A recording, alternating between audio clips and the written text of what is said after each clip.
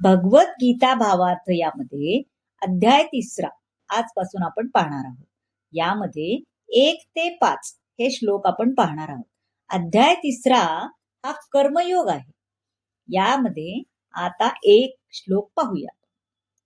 अर्जुन उवाच जायसी चेत कर्मणस्ते मता बुद्धी जनार्दन तत्किं कर्मणि घोरे नियोजयसी केशव. यामध्ये अर्जुन म्हणाला, हे जनार्दन, हे केशव, जर तुम्हाला वाटते की बुद्धी ही सकाम कर्मापेक्षा श्रेष्ठ आहे, तर तुम्ही मला या घोर युद्धात गुंतण्याचा का आग्रह करीत आहात?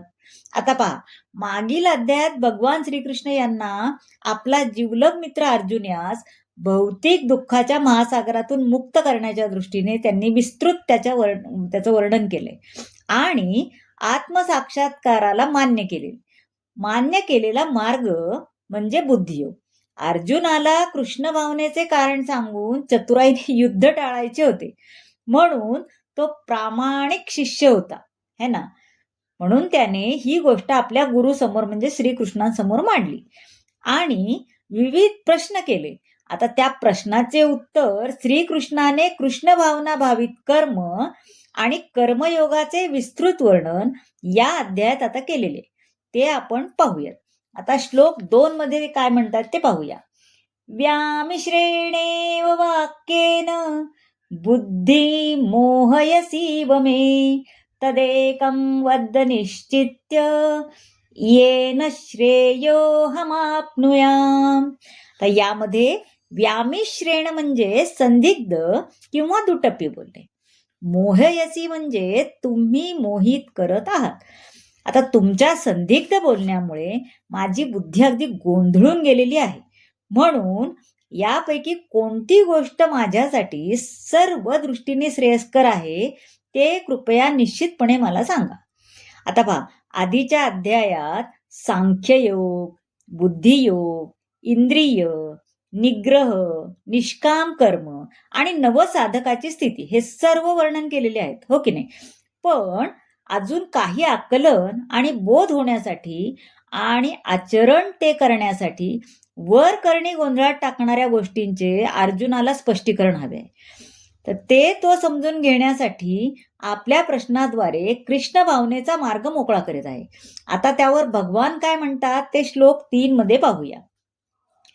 लोकेस्मिन् विधानिष्ठा पुरा प्रोक्ता मया घन ज्ञानयोगेन सांख्यानां कर्मयोगेन योगिनां.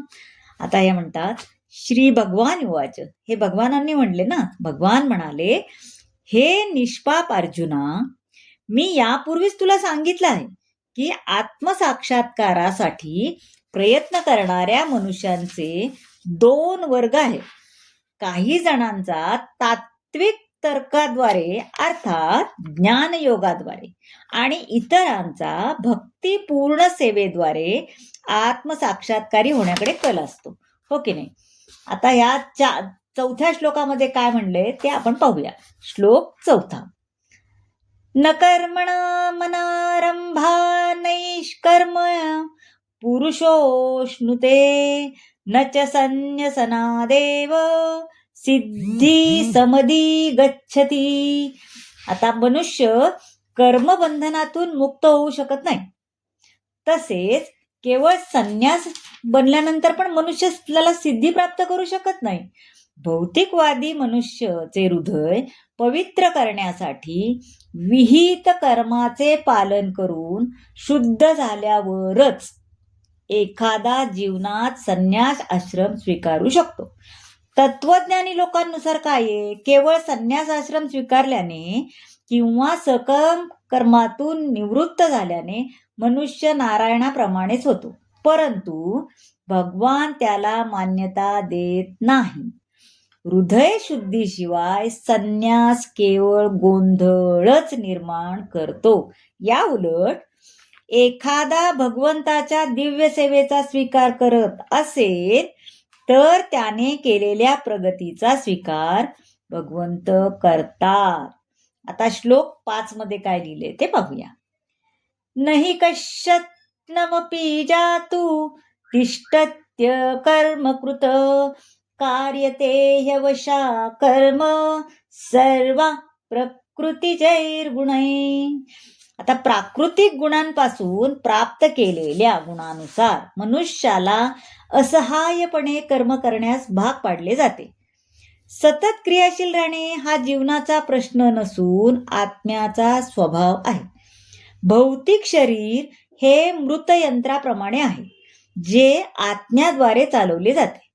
आत्मा हा सतत क्रियाशील असतो, तो क्षणभरही थांबत नाही. आत्मा जर आपल्या स्वाभाविक कृष्ण भावना भावित कार्यामध्ये मग्न झाला तर तो जो काही करतो, जे काही करतो ते त्याच्या कल्याणासाठीच असते.